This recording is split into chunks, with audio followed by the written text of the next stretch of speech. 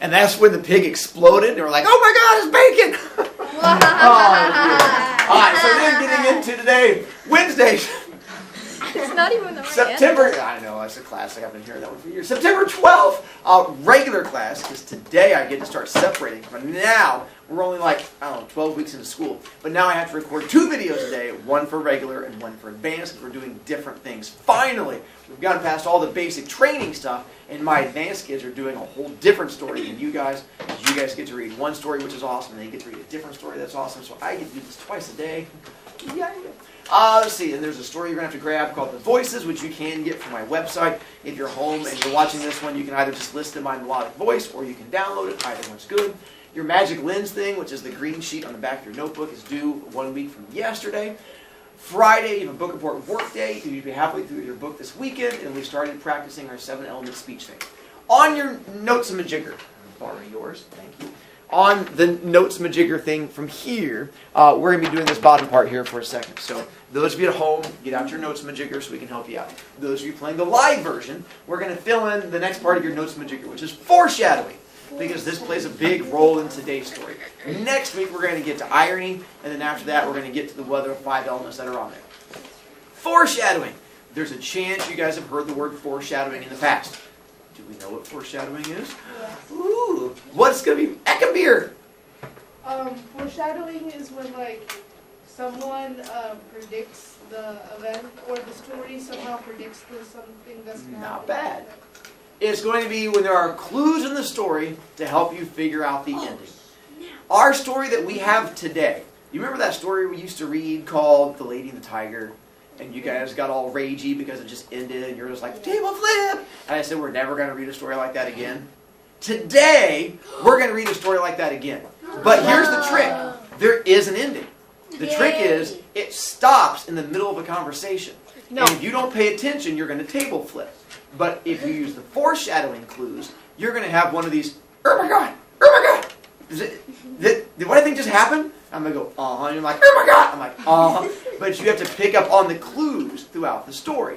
So there's all these little hints that keep going throughout it, but then it just stops. And if you just read it and go, that made no sense to me, you're out of luck. If you pick up on the foreshadowing clues, you get this whole, oh my God kind of moment. So we're going to sort of separate those good kids from the kids. So we're going to get to one called The Voices.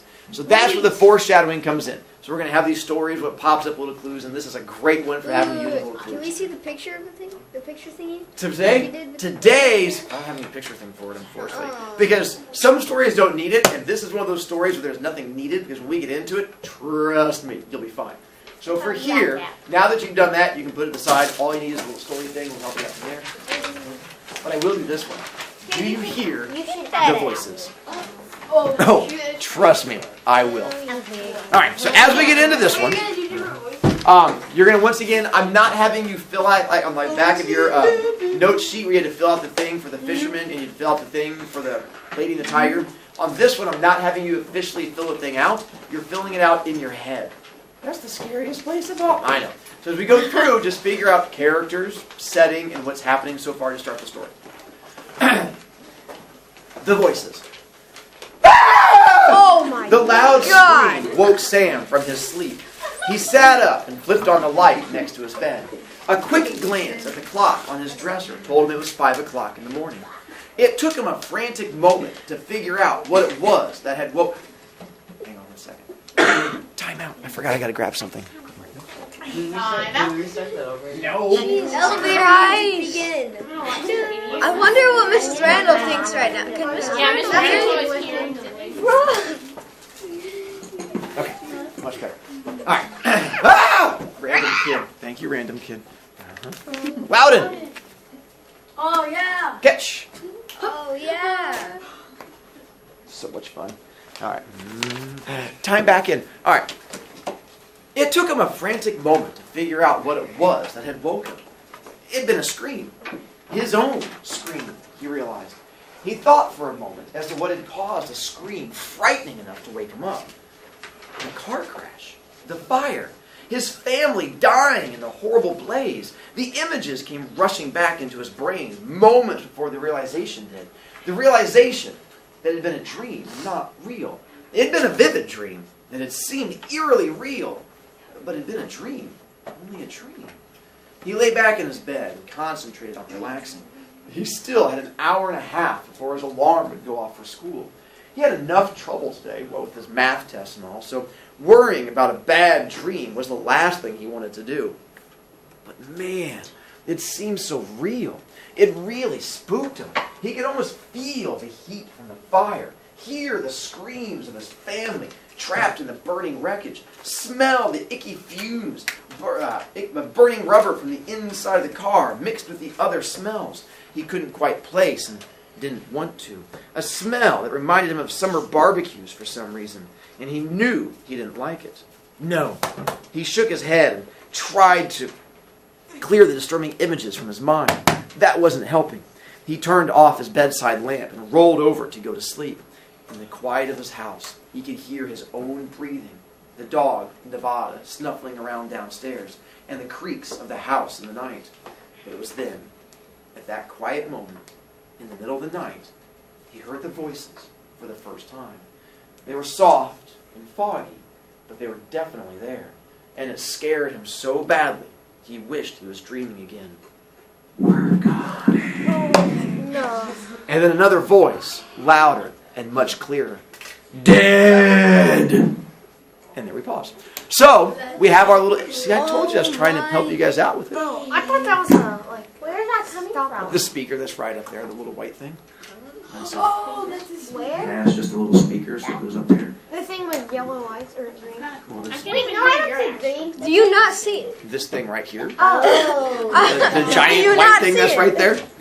Alright, so in our story we have a character. Who's our character we have? Sam. Nice enough, Sam.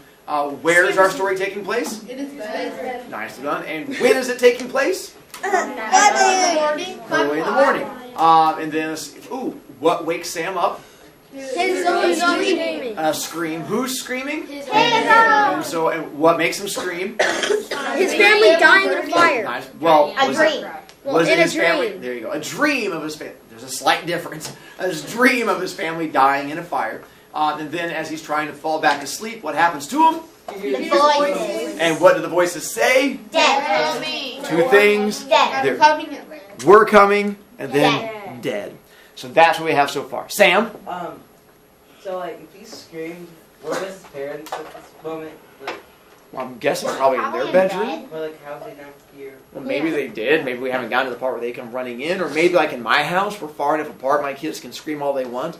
We have this thing called insulation. I'm like, you go ahead and scream.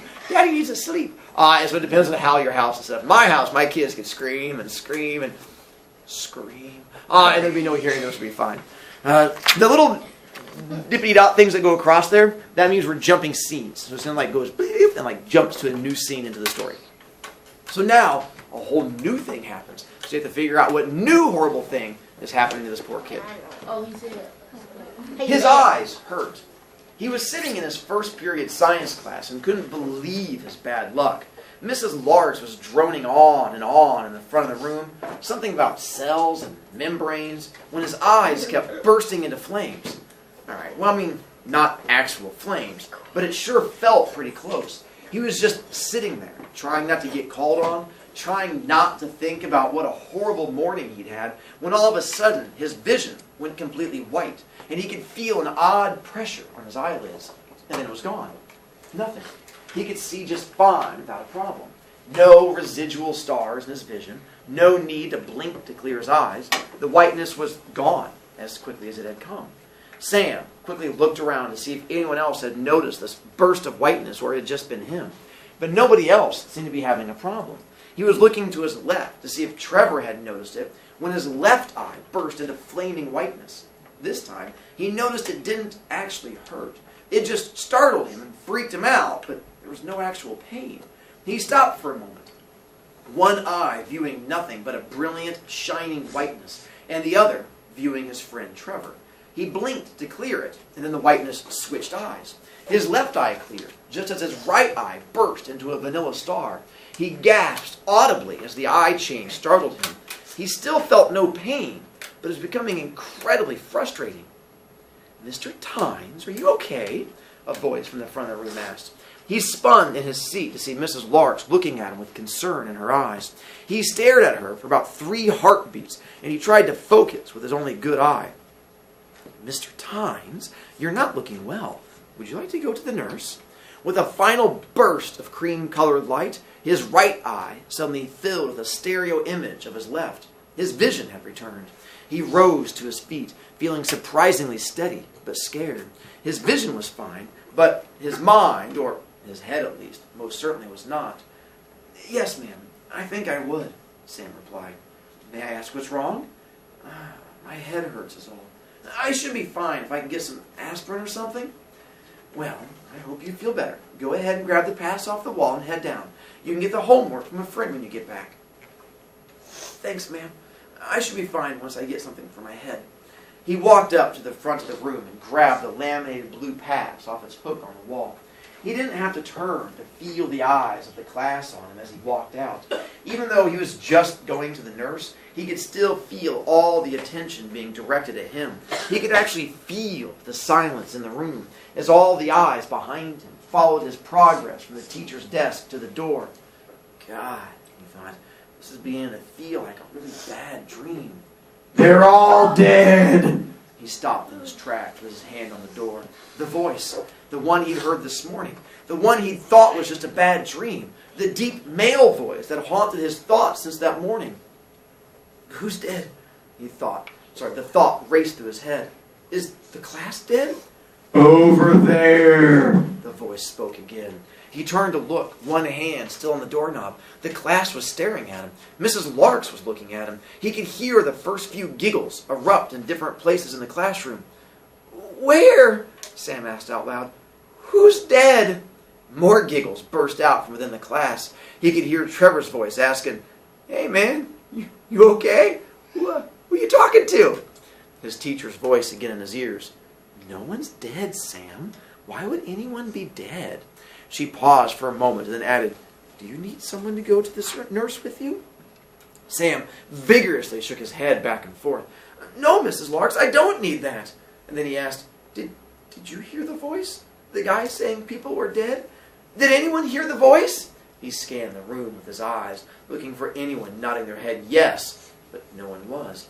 They all looked scared of him, even Trevor. We're almost there, he heard the original soft, whispery voice say. The same voice he had first heard that morning. The voice didn't sound scary at all. It sounded soft and friendly, but it still managed to scare him. It really made him want to know almost where, he heard his own voice say out loud. Another pause. So now, he's no longer at home. Where is he now? School. He's at school. And it's even more scary because what class is he in? Science. Scariest class of all. And so while he's there, now he has a whole new issue. And what's his new issue? Everyone thinks he's crazy. Well, they do think he's crazy. He's a psychopath. He's what? And what's happening with his vision? It goes white. And As they're saying, yeah. So one eye goes completely white. Whew, like you take a piece of paper and like hold it up to your eyeball where just like all you see is white. And then all of a sudden the other eye goes phew, and then turns all white. I think it said he felt like a pressure on his eyeball. On his eyelid. A pressure on his like feel out. So it goes all white and it feels like something pushing on his eyelid. And he's like, nothing is there. And then, of course, to make things even more fun, what also happens? He asked the kids. And what does he ask the kids? And the teacher if they see the dead person and then or the if class someone gets dead. Do they? If they hear it. If the No, kids hear well, it didn't. Crazy. Everyone ooh. So here's the part where I get to go, what is it you think is happening with poor Sam? Any guesses we have so far? Sam? I think you lost it. You think he's just gone bonkers? Why? I think this supposed to be looking at him. If I started hearing voices in my head and no one else heard them, I would, think I'm going crazy. So. Malachi? So the same thing as Sam? Yeah. Just, Yeah. all right. Maddie? I'm having a dream, How so? So you think like this whole thing is his dream? like he's sleeping. So he's sleeping during all this. So not crazy, just tired. Yeah, he's sleeping and he's having a dream that. All right. Eckenbeer? I think his spider sense went off. So like his superpowers are kicking in? Yeah, so like it's like a warning because he had this dream where like his whole family died in a blazing fire. I think it's foreshadowing, so that we know at the end his family is actually going to die in a blazing fire. Oh. And that's why he's saying they're all dead.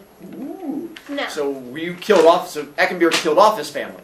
No. I mean, like in your theory, you've killed off his family, and that's what, all right. I don't mean you like I went in the story. I just like in your theory. All right. So Adam. I think he's thinking of illegal drugs. There's every chance that could be the name. Not said yet. We find out at the end. He was like, it was so good, tasty, tasty. So that could very well be where it's going. Mason. I think he was still asleep, or the spirits have got him. So by spirits you mean like Yeah. possession's always a fun one Or too. you'd be like Batman. You'd be like Batman. And so like with Batman, No, that's Scarecrow. Oh! And he like got this gas. And he like made it dizzy. And it's like And so it's the same idea as like the druggy things getting into him. It's just that they're not his choice, but someone else got to him. Yeah. Right, maybe could he be. put it in his drink. The drawback is we're not gonna get a chance to finish it till tomorrow. So and your homework is to not read ahead. So you just have to go and put the paper. Who would have thought I'd give you such horrible homework as not reading ahead and then go from there? It's silly of me. Tomorrow we're going to finish out the end, and then we have all kinds of other things to do from there. What we're going to do now is we're going to take some more volunteers to do our little speaky things and go from there to find out. So hang on. For those of you at home, once again, your homework is to not read ahead, which should be really easy to not do work. And then you're just going to miss out on doing little speaky things to try and get points. And then tomorrow, there. All right, we're watching. All right, we're good to go. Yay! Wait, I forgot you were reading. Wait, can I?